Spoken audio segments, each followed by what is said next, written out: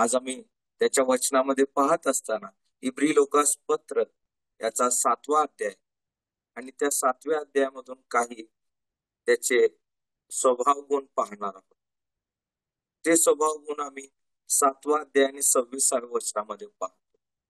त्या ठिकाणी असं म्हणलेलं आहे की असाच प्रमुख याजक असणे आपल्याला योग्य होते. तो पवित्र, निर्दोष, निर्मळ असून पापी जनांपासून वेगळा व आकाशाहून उंच करण्यात आलेला आहे. असा आपला प्रभू येशू ख्रिस्त आहे आणि तो आमचा प्रमुख याजक आहे. जो प्रमुख याजक, जो पवित्र आहे, जो निर्दोष आहे आणि जो निर्मळ आहे, तो पापी जनांपासून वेगळा केलेला आहे आणि आकाशाहून उंच करण्यात आलेला. असा प्रमुख याजक आपला. तो प्रमुख याजक जो 26व्या वचनामध्ये असाच हा जो शब्द आलेला आहे तो त्याच्या परिपूर्णतेविषयी दर्शवितो. कारण पुढं 27व्या वचनामध्ये काय म्हणलेलं आहे की त्याला त्या प्रमुख याजकाप्रमाणे पहिल्याने स्वतःच्या पापासाठी मग लोकांच्या पापासाठी प्रतिदिवशी यज्ञ करण्याचे अगत्य नाही, कारण त्याने स्वतःला अर्पिल्याने ते अर्पण एकदाच करून ठेवले आहे. वरती 23व्या वचनामध्ये असं म्हणलेलं आहे की ते पुष्कळ याजक होऊन गेले, कारण त्यांना निरंतर याजक राहण्यास मृत्यूचा अडथळा होत असे. पण हा युगानुयुग राहणारा असल्यामुळे त्याचे याजक पण आढळ आहे.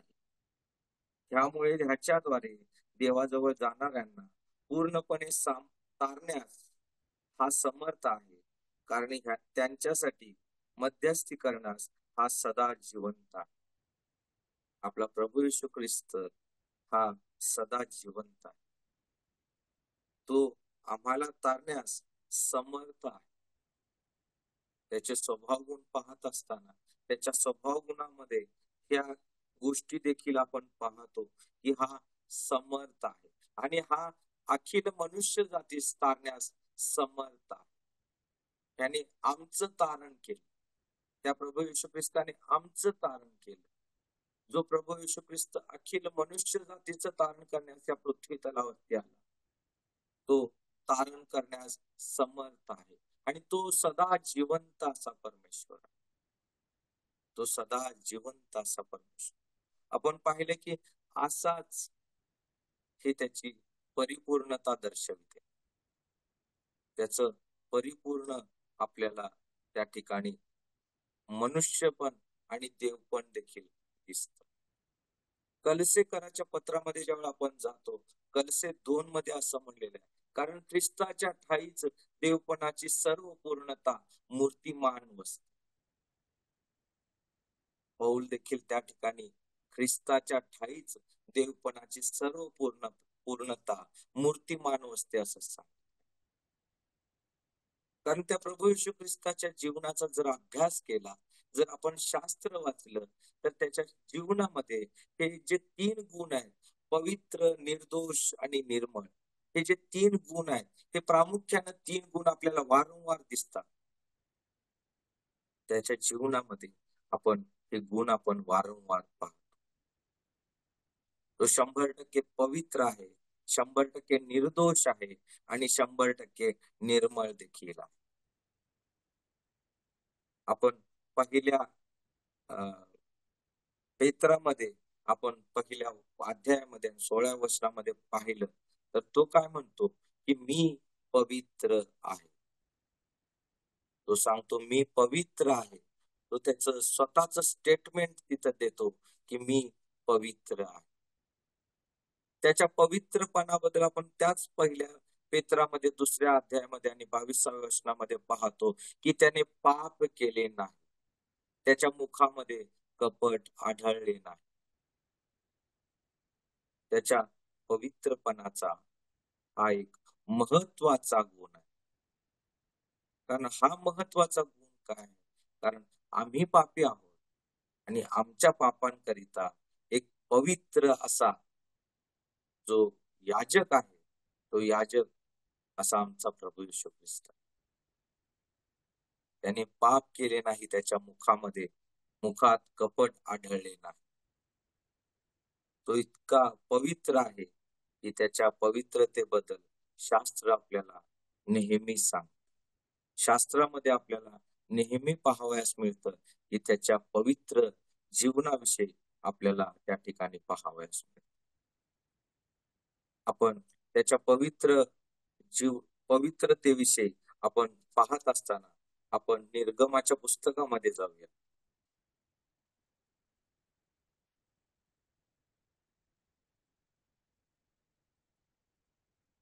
निर्गमाचा 31वा अध्याय आणि त्या ठिकाणी 13व्या वचनामध्ये तो काय म्हणतो, तू इस्रायल लोकांना आणखी असे सांग की तुम्ही माझे शब्दात अवश्य पाळावे, कारण पिढ्यानपिढ्या तुमच्यामध्ये तुमच्या माझ्यामध्ये ही खून आहे. त्यावरून हे कळाल की तुम्हाला पवित्र करणारा मी परमेश्वर आहे. जर तो आम्हाला पवित्र करणार आहे तर तो किती पवित्र असेल याची आपण थोडीशी थोडासा विचार आपण केला पाहिजे की तो किती पवित्र असला पाहिजे. जो आम्हाला पवित्र करतो, जो आम्हाला तारतो, जो आमचं तारण करतो, तो किती समर्थ असेल, तो किती पवित्र असेल, तो किती जिवंत असेल, त्याविषयी आज आपण विचार करू. आणि हा विचार करून आपण त्याची आराधना, त्याची स्तुती, त्याची भक्ती करत असताना त्याला धन्यवाद देऊ, त्याचा गौरव करू. तसंच लेवियाच्या 21व्या अध्यायामध्ये आपण जात असो. लेवियाचा 21वा अध्याय आणि त्या ठिकाणी 8व्या वचनामध्ये, तू त्याला पवित्र मानावे कारण तो तुझ्या देवासाठी अन्न अर्पितो. त्याला तू पवित्र लेखावे कारण तुम्हाला पवित्र करणारा मी परमेश्वर आहे. त्याची आज्ञा आहे, त्याची आज्ञा आहे जे मनुष्य देहामध्ये असणारे जे याजक आहेत त्यांच्यासाठी तो म्हणतो की तू त्याला पवित्र माना. तो तुझ्यासाठी, तुझ्या देवासाठी अन्न अर्पितो. त्याला तू पवित्र लेखावे कारण मी तुम्हाला पवित्र करणारा मी परमेश्वर. या ठिकाणी देखील आपल्याला वचन सांगतं की प्रभू येशू ख्रिस्त हा पवित्र आहे, तो पवित्र परमेश्वर आहे. 22-32 मध्ये देखील आपण हेच पाहतो. 22वा अध्याय आणि 32वे वचन, त्या ठिकाणी असं म्हणले की माझ्या पवित्र नावाला तुम्ही कलंक लावू नये, पण इस्रायल लोकांमध्ये मला पवित्र मानण्यात येईल. तुम्हाला पवित्र करणारा मी परमेश्वर. आज शास्त्रामध्ये आपण ठिकठिकाणी ह्याच गोष्टी पाहतो. हे शास्त्र आमच्या प्रभू येशू ख्रिस्ताविषयी, त्याच्या पवित्रतेविषयी आपल्याला ओरडून ओरडून सांगतं, जगाला ओरडून ओरडून सांगतं की आमचा प्रभू येशू ख्रिस्त हा किती पवित्र आहे. आणि तो पवित्र असून या पापी मनुष्याकरिता या पृथ्वी तलावरती येऊन त्या वधस्तंभावरती तो मरण सहन करून त्यानं आमच्या पापांची खंडणी त्या वधस्तंभावरती भरलेली आहे. तो मरण पावला, त्याला पुरण्यात आलं, 3ऱ्या दिवशी तो पुन्हा उठला. असा आमचा प्रभू येशू ख्रिस्त, तो आम्हाला तारण्यास समर्थ आहे. तो पापावर विजय होऊन उठला, तो पापाची नांगी त्यानं मोडली आणि सैतानाला त्यानं हरवले. असा आपला प्रभू येशू ख्रिस्त.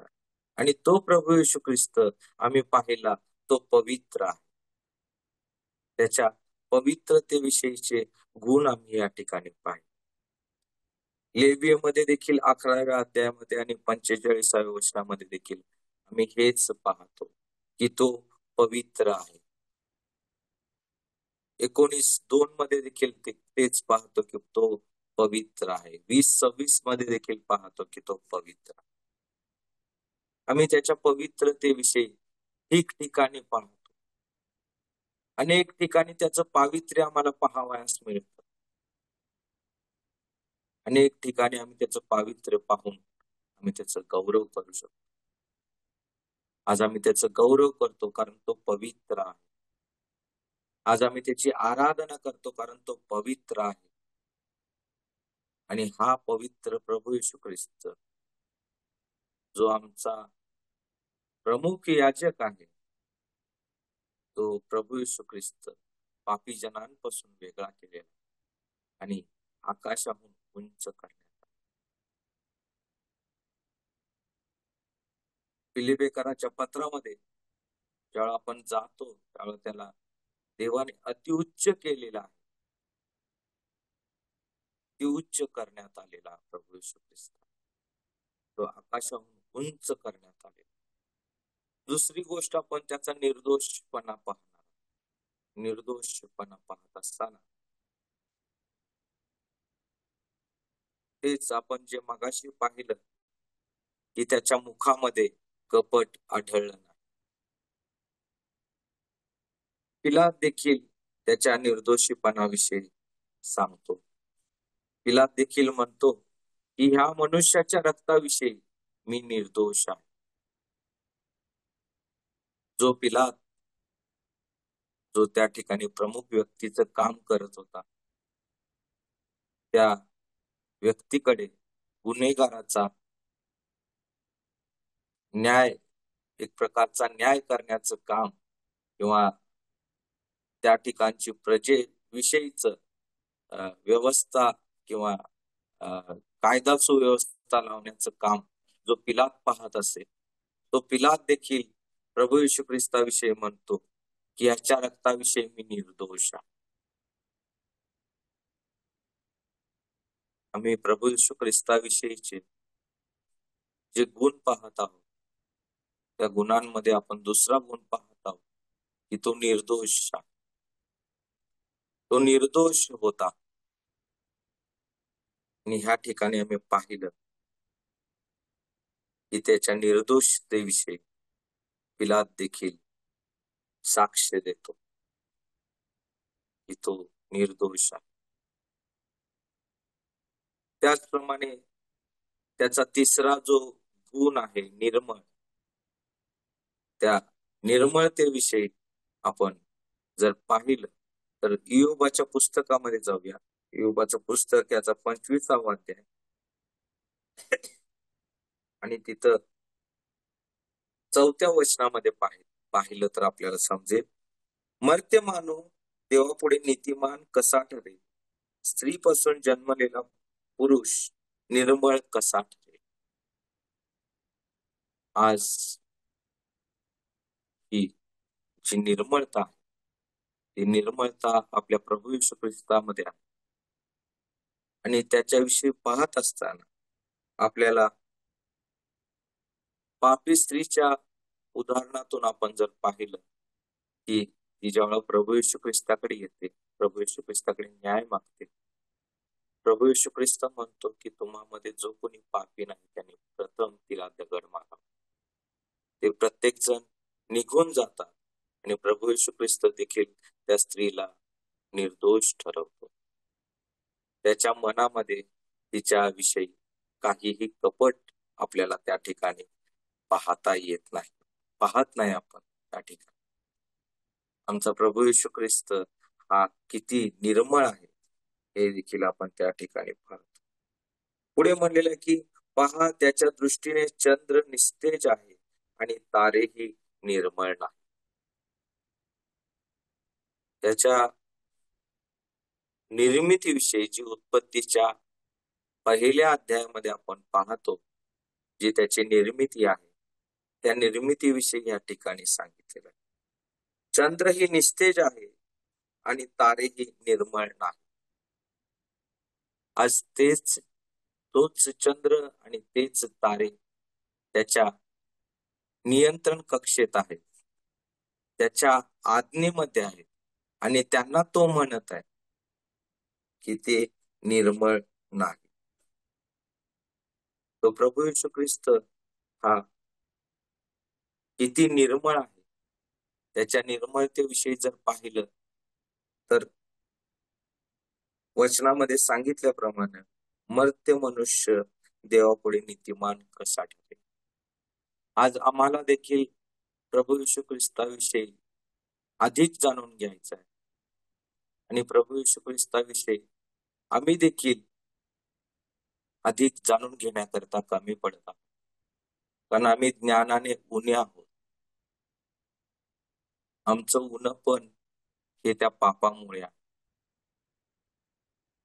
आणि आम्ही त्या ज्ञानाने उणे आहोत.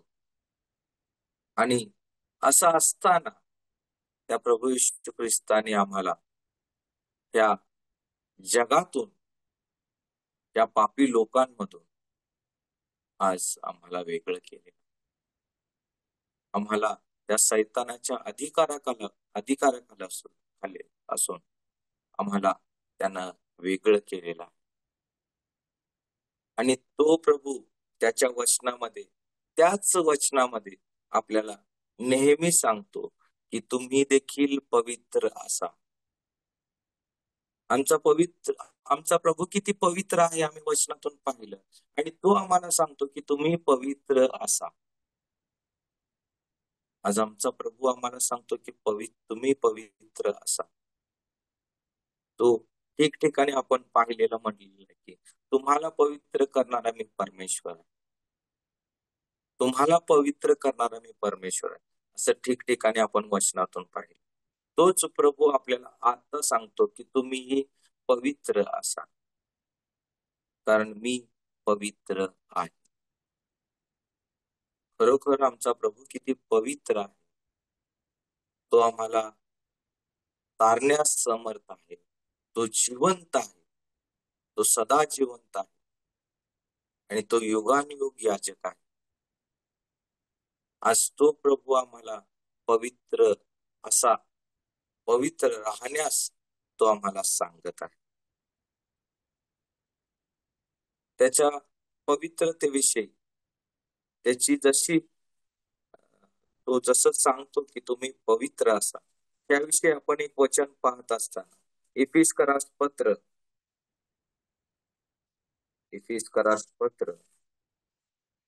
याचा पहिला अध्याय आणि 4 वचन त्या ठिकाणी सांगितले की त्याप्रमाणे आपण त्याच्या समक्षतेत पवित्र व निर्दोष असावे. प्रभूची इच्छा आपण या ठिकाणी पाहतो. आणि आमच्या निवडी मागे आमची जी त्यानं निवड केली, ती निवड कशा करता केली त्याविषयी प्रभू आम्हाला सांगतो. तो आम्हाला सांगतो त्या आम्हाला जगाच्या स्थापनेपूर्वी आम्हाला त्यानं ख्रिस्ताच्या ठाई निवडून घेतलेला. का निवडून घेतलेला आहे? तर त्याच्या समक्षतेत पवित्र व निर्दोष असं आम्ही जीवन जगायचं. आणि ते पवित्र आणि निर्दोष जीवन जगण्याकरता आज आम्हाला त्यानं निवडलेलं. त्याचप्रमाणे आपण पहिल्या पेत्रामध्ये 2 अध्यायामध्ये 9व्या वचनामध्ये देखील आपण हेच पाहतो की त्यांना आम्हाला आज पवित्र याजक गण असं केलेलं आहे. जो मनुष्य देहामध्ये असणारा याजक, ज्याला मृत्यूचा अडथळा होता, आम्ही देखील अशाच प्रकारचे लोक होतो. आम्ही देखील या मनुष्य देहामध्ये जगणारे लोक होतो. पापी गोष्टींमध्ये आमचं जीवन व्यतीत करणारे लोक होतो. पण अशा परिस्थितीमधून आज आम्हाला आमच्या प्रभू येशू ख्रिस्ताने बाहेर काढलेला आणि त्यानं आम्हाला याजक गण, आणि तेही पवित्र याजक गण केलेला. आज तो प्रभू येशू ख्रिस्त तो आमचा याजक आहे आणि तो आज आमच्याकडून याजकपणाविषयीची अपेक्षा करीत, आमच्याकडून त्याच्या सेवेविषयीची अपेक्षा तो करतो. आपण इब्रीकराच्या पत्रामध्ये केवळ 7व्या अध्यायामध्ये जातो. 7वा अध्याय त्या ठिकाणी 17व्या वचनामध्ये म्हणलेलं की तो मल्कीसदेकाच्या संप्रदायाप्रमाणे युगानुयुग याजक आहे. तो मल्कीसदेकाच्या संप्रदायाप्रमाणे युगानुयुग याजक आहे. 10वा अध्याय 21व्या वचनामध्ये आपण पाहतो की आणि आपल्याकरिता देवाच्या घरावर एक थोर याजक आहे. त्याचे याजक पण आढळ आहे. ते कधी न बदलणार असं याजक पण, ते स्थिर याजक पण आहे. आणि ते याजक पण, तो याजक हा आपला प्रभू येशू ख्रिस्त, जो पापी जनांपासून वेगळा केलेला, जो आकाशापासून उंच करण्यात आला, ज्याला अत्युच्च करण्यात आलेला आहे, असा आपला प्रभू येशू ख्रिस्त आहे. आणि त्या प्रभू येशू ख्रिस्ताच्या ठाई पौल म्हणतो, देवपणाची सर्व पूर्णता मूर्तिमान वसते. जो प्रभू येशू ख्रिस्त, जो आमच्याकरिता त्या वधस्तंभावरती मरण पावला, जो पुरला गेला, ज्याला पुन्हा उठविण्यात आलं, तो आज प्रभू येशू ख्रिस्त, योहान म्हणतो 2ऱ्या अध्यायामध्ये आणि 1ल्या वचनामध्ये, नीती संपन्न असा जो येशू ख्रिस्त, जो पित्याजवळ आपला काही वारी आहे, आज तो पित्याच्या उजव्या स्थानी बसून आम्हाबद्दल पुन्हा एक वार मध्यस्थी करत आहे. आणि तोच प्रभू येशू ख्रिस्त त्याच्या वैभवाने, त्याच्या गौरवाने पुन्हा एक वार आम्हाला न्यावयास तो या अंतरात येणार. तो प्रमुख याजक हा सिंहासनाच्या उजवीकडे बसलेला, तो वैभवशाली आहे. असा प्रभू येशू ख्रिस्त हा आमचा थोर याजक आहे. आणि त्या थोर याजकाला आपण धन्यवाद देऊया, मान महिमा गौरव देऊया आणि दिलेल्या वचनाबद्दल आपण देवाला धन्यवाद देऊ.